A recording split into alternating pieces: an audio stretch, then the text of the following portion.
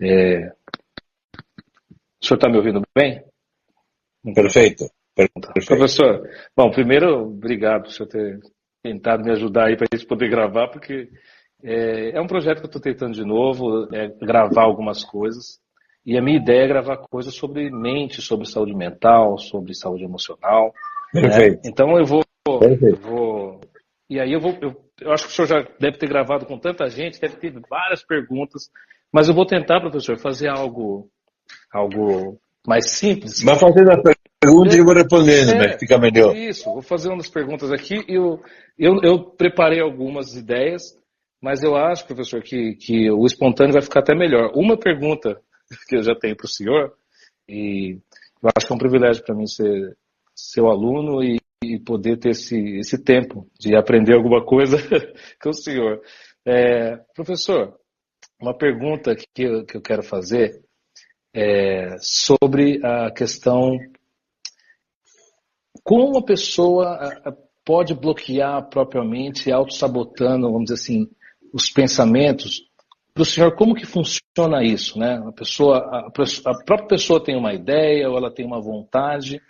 E para o senhor, como que funciona esses pensamentos que sabotam esses objetivos das pessoas? É uma coisa que me intriga, porque o professor sempre fala que a mente mente. Como o senhor pode me endereçar essa questão como acabam os próprios pensamentos sabotando a pessoa? Então, vamos empezar por parte. Na cabeça, digamos así, hay un biocomputador. Como todo computador, tem duas partes. Tem o hardware, que é a parte física, que é o cérebro, que você aumenta a velocidade, aumenta pensamentos, aumenta a velocidade, aumenta a capacidade. ¿Ah? Y tem un software, que software es donde están los virus, que una gente teclea. Ahora, ¿cuál es la diferencia básica entre lo que es cerebro y lo que es mente? En un cerebro, el cerebro es perfecto, inteligente, donde trabajan los médicos. Él reage a estímulos químicos, remedios, y estímulos eléctricos. La mente no. La mente es intangible. Ella reage únicamente a imagen. Entonces, si usted me dice, yo quiero ser feliz, tudo bem. ¿Qué felicidad para usted? Es una idea sua. Entendi, professor. Então, pelo que o senhor falou... Tem outra analogia mais simples, Julinho. Outra analogia muito mais simples. Quanto calça você de sapato? 44. Todo 44 fica bom para você? Nem todos, professor. Às vezes até às vezes o 43 vai. Júlio, aí está. Então não é algo físico tangível. Bom. Entendeu? Muito bom. Então, esse é o problema. Que cada pessoa, cada mente é pessoal de cada um. Então, eu quero ser feliz. Como quando... eu tenho um exemplo em minha programação mental e eu me baseio nesse exemplo. Então, a sabotagem se dá muito porque a pessoa não conhece seu objetivo. Muito bom. Esse é importante. No fundo, a pessoa não se conhece muito bem, ou é questão de crenças, professor? Vamos dizer assim, o senhor falou que tem a ver com a imagem. Não importa que não conhece. Por exemplo, uma pessoa que quer deixar de fumar. Ele me diz, eu quero deixar de fumar com hipnose. Não precisa. Se quer deixar de fumar em sério, tome chumbinho de rato que deixa de fumar. Está resolvido. Toma chumbinho e está resolvido. Entendeu? Essa qualidade. O professor falou sobre a imagem, então, assim, se for para acabar de deixar de fumar, qualquer outra coisa certa. Então, esse objetivo, quando o senhor disse. Então, não. A pessoa não então, sabe qual é o objetivo? Esse objetivo. Claro, Júlio, o objetivo não é deixar de fumar, sim. O objetivo é ficar com um pulmão saudável, que é totalmente diferente. É verdade. É verdade. Não é não ter medo de avião. es carimbar mi pasaporte en destino. O senhor falou do avião, eu até lembrei da viagem que eu fiz lá para a Inglaterra, o senhor me ajudou com a hipnose para poder... Isso é uma outra dúvida, professor. Mesmo eu conhecendo, sou aluno do senhor, conhecendo o mecanismo da hipnose, por que é tão difícil, eu sabendo o meu destino, sabendo onde eu precisava ir, aquela questão da ansiedade de me tomar sobre o trajeto, quantidade de horas, o senhor me ajudou a desviar a atenção daquilo. Porque desvía atención exactamente en algo más pragmático que era la comida. Verdade. O senhor me desviou para o assunto da comida lá na Inglaterra, que seria ruim, eu fixei naquilo e passou-se 11 horas. Isso é muito bonito, né?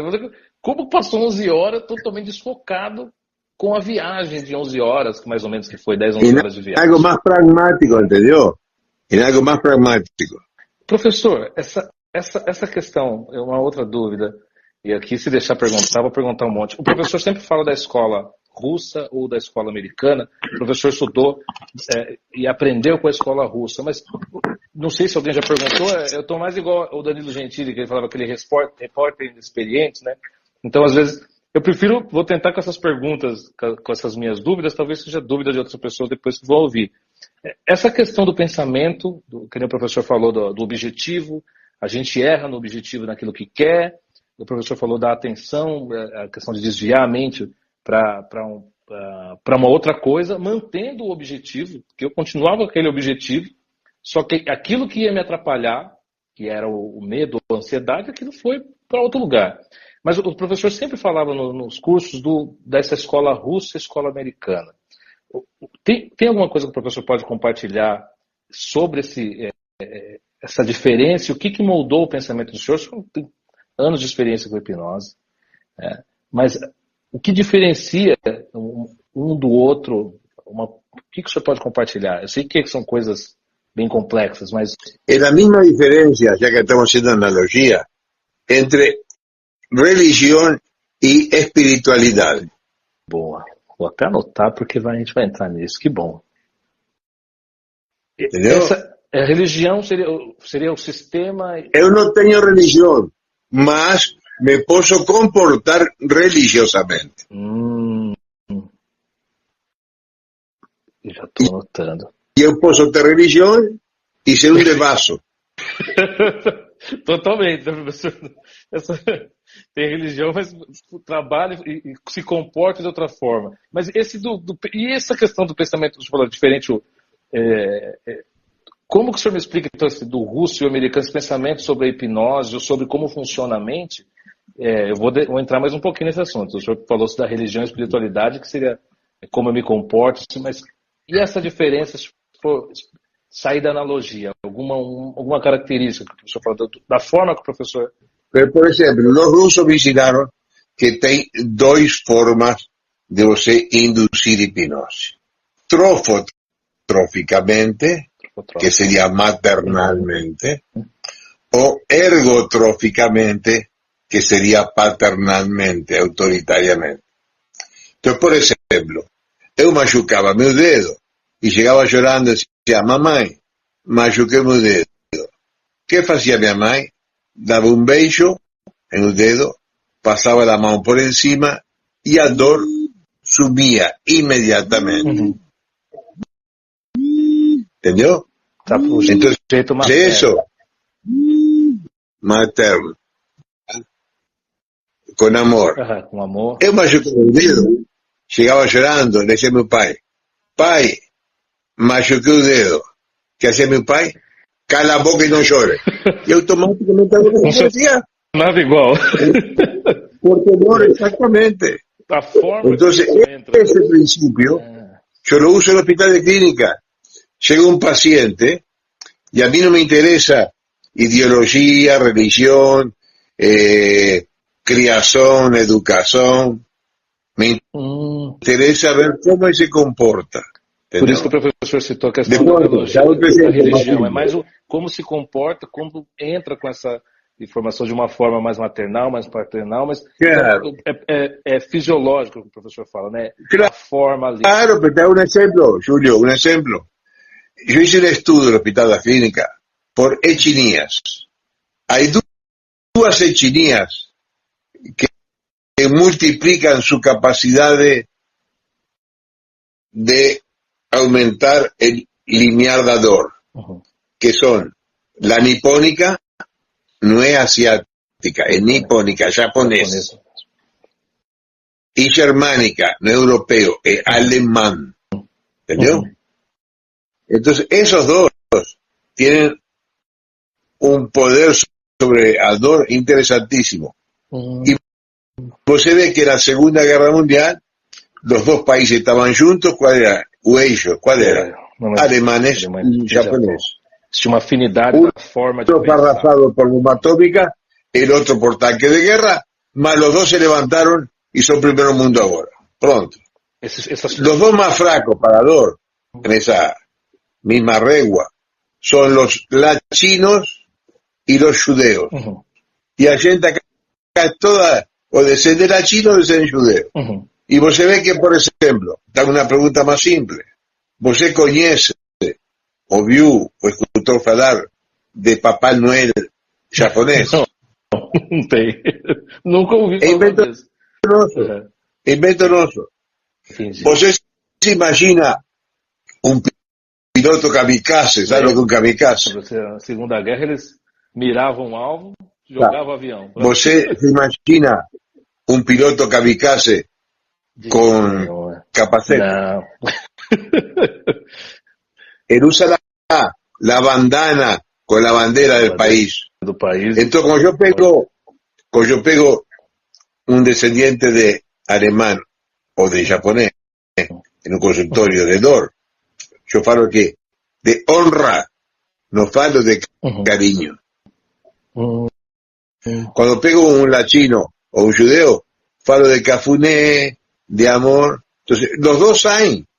Porque ¿cuál es mi objetivo? Es minimizar o tirar a dor do paciente.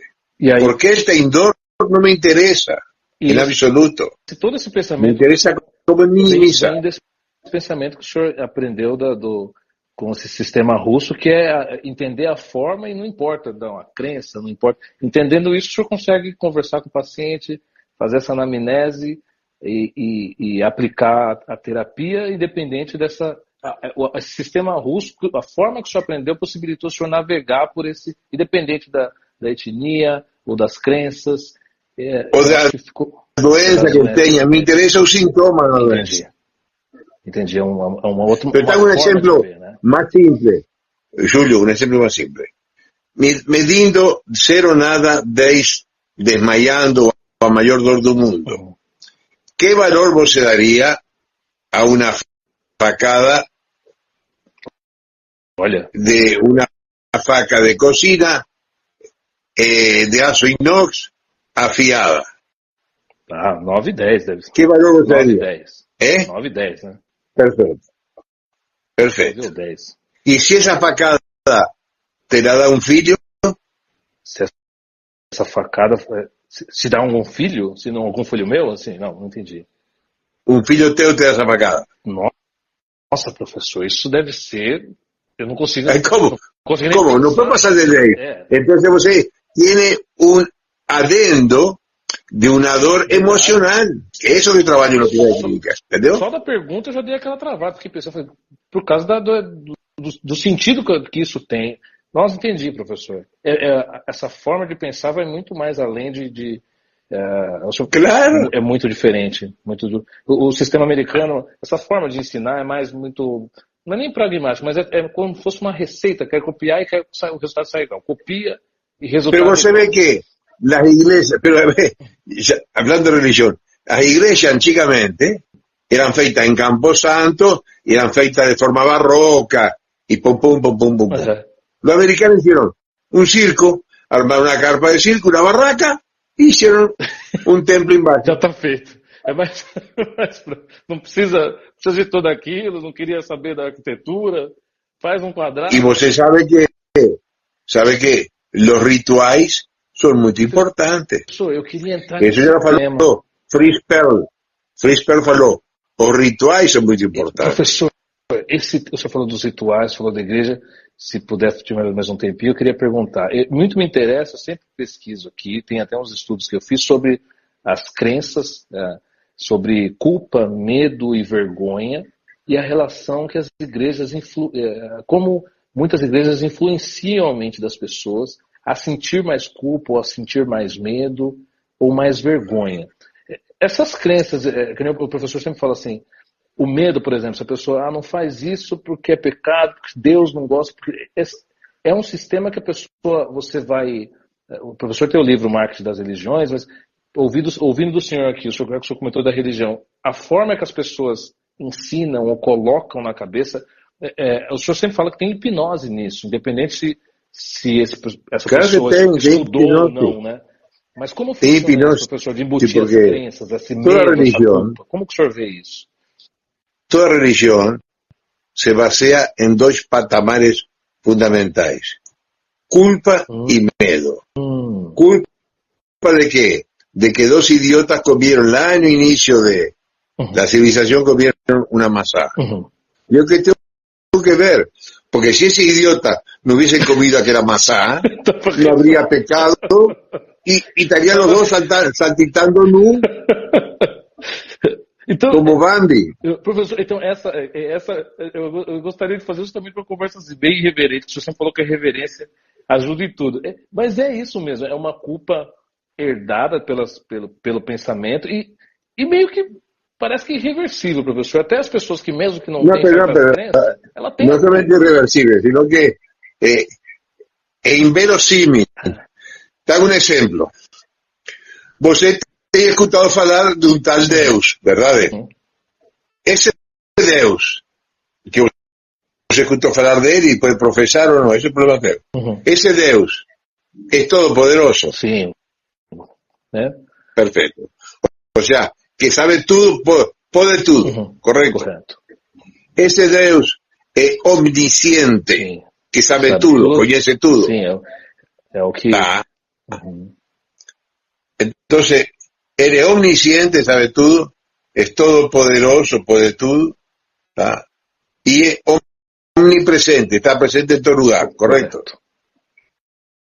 Entonces, cuando Dios colocó como prueba a Masá frente a Adán y Eva y falou, no coman de este fruto, él, por ser omnisciente, sabía que iban a comer, ¿o no? Concordo. Sabía que isso ia acontecer. Sabía que iban a pecar, ¿o no?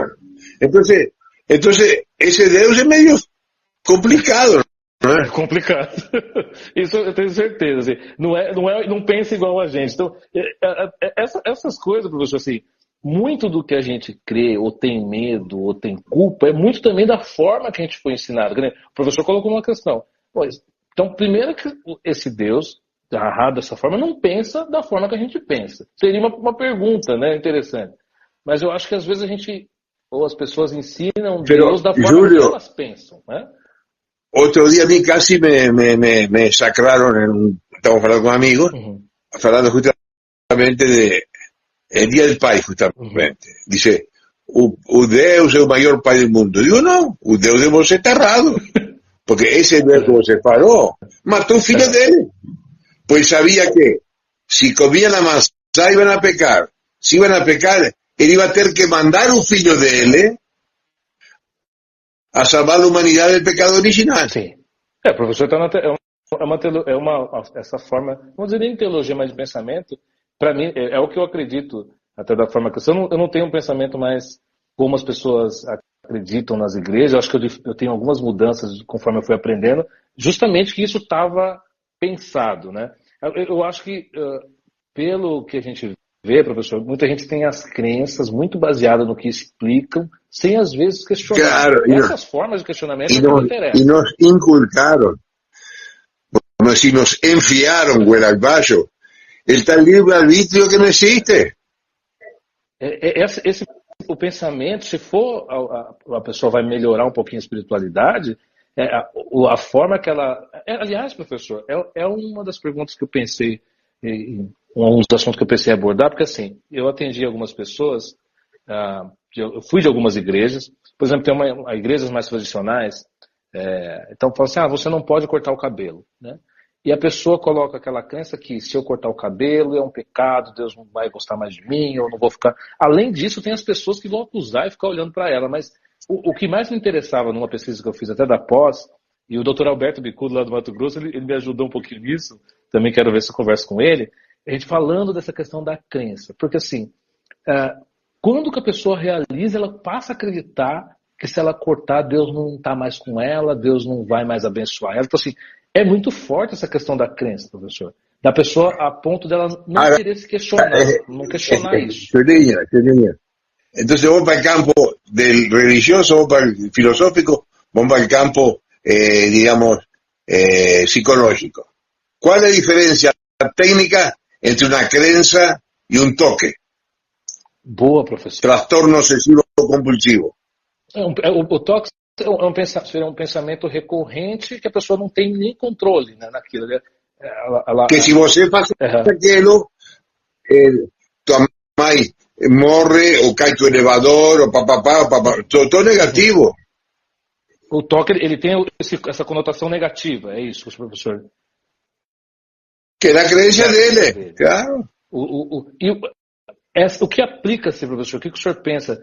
E aqui não é uma contra-religião, contra as igrejas, mas o que de hipnose se aplica que a pessoa ouve aquilo? Não só isso que eu comentei sobre o corte de cabelo, sobre usar aquelas roupas, mas esse pensamento é de tanta pessoa ir ouvindo, ou o medo de a vida dela tá dando errado porque deve ser aquilo, então vou passar. As crenças e valores são até parecidas. Quando a pessoa fala, meus valores são esses, tem a ver com as crenças. E o professor sempre fala que as religiões têm a ver com hipnose. Então, assim, quem está dizendo, está soltando essas palavras, por exemplo, de cima de um púlpito, ela está...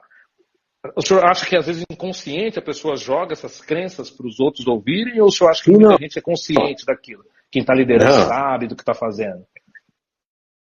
Nos importa que, tanto consciente como inconsciente, la fuerza es igual. Agora voltar Entonces, no pensamento russo. Yo siempre digo, pensamento russo, no me importa, no me importa lo que se manifieste en un templo. Me importa cuál es la intencionalidad de quien está falando. Entendi. Que normalmente é trazer a pessoa para aquele grupo, manter a pessoa naquele grupo, né? Então, o que a pessoa está falando... Pero, escuta, você sabe lo que é uma circuncisão? Circuncisão judaica? Sim, que é o cortezinho, né, da pele no principal. Por quê? Por quê? Antigamente era um sinal, né? Um sinal... Por quê? É o porquê. Que o senhor me pegou. Porque los judeos antiguos sabían de la existencia del cáncer de pene que venía por no remangar y lavar bien el pene. Entonces, para evitar esa remangada que no todo el mundo hacía por desconocimiento o por ignorancia, cortaban un pedacito de pene, cosa que ficava sempre o glande de fora. Isso antes da crença, o senhor fala, era uma prática por causa da saúde mesmo. Exatamente. ¿Por qué el judeo no come porco? Por la famosa triquina. Que vê na carne. Muitas das crenças não é nem a questão da religião em si, é mais a prática da saúde pública, do conhecimento da época. Exactamente, que bueno, sí, pero por ejemplo, el rabino no se afeita. ¿Por qué? Porque en la nariz y la boca hay lo que se llama un triángulo mortal, que si hay un corte aquí, demora mucho en sarar y hay mucha infección. Entonces no se afeita. Por ese motivo. Entonces, todos los motivos eran religiosos. Entendi. Caramba, professor, esse assunto... Entonces la cosa es que diga, Julio, no fume, porque te da cáncer, eso dice Fabio Puente. Pero si Julio, Deus no quiere que você fume, si no va para el inferno, es otra cosa. Tem um peso maior. Porque, entendi. Porque no, por aparte, você puede duvidar o cuestionar lo que Fabio Puente te falou, mas você não pode duvidar nem questionar lo que Deus te falou. Isso é muito bom, muito forte. Deu para entender essa questão. Então, fazem muito uso disso quando não. Até Aí vem a fé. A fé. As manipulações vêm com isso. Joga-se para Deus, que é mais fácil de culpar, e a pessoa não vai questionar porque fica um peso muito grande, né, professor? Claro. Na prática clínica, professor, o senhor lá no Hospital das Clínicas, eu pulei algumas questões, já é até conhecido que o senhor tem muitos anos lá, já deve ter quase 30 anos, se não me engano lá, 26 ou mais, né, professor? Mas tem essas diferenças, professor? 31 anos. Um ano, muito tempo, graças a Deus. O senhor, nesses tempos, professor, o senhor falou, tem diferença das etnias, a questão da religião. Eu lembro que uma vez o professor comentou, uma pessoa que era... Sí, mas pero tanto así que nós temos um protocolo que eu fiz esse protocolo, baseado em Stanford, Waterloo Stanford, y yo adapté a Brasil. La segunda pregunta, primero pregunto o nome, la segunda pregunto religiosidade. Porque isso interfere... Porque yo no voy a discutir de religión con un cara. Mas, por ejemplo, hay religiones que no aceptan la hipnosis. La evangélica, por ejemplo, no aceita hipnose. E a psicoterapia também, viu, professor? Até a psicoterapia... Mas eu não tenho por que discutir com o cara religião. Eu tenho que tirar a dor do cara. Então, qual é o objetivo, Fábio Puente? Não é discutir religião. Então, ele me diz, eu sou evangélico e não aceito hipnose. Aí eu, que faço? O caminho mais curto, Júlio. Me faço amigo do pastor dele e convenço al pastor que aquele personagem que está com dor, se ele escutar um áudio que eu dou para ele, a gente libera endorfina e libera dor. Aí o pastor entende, porque não tem obcecação de fé como tem o paciente, entende e le avisa al fiel.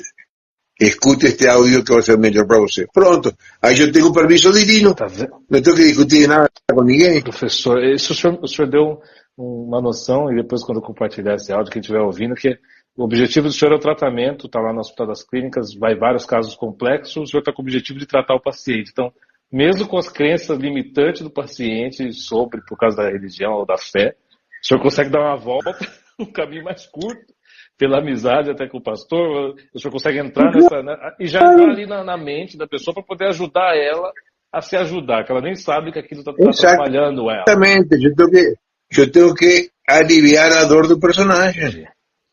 Professor, o que o senhor acha, esse medo da psicoterapia, medo da hipnose, que é também, lógico, pelo que é falado, as igrejas... Vamos começar por princípio, Júlio.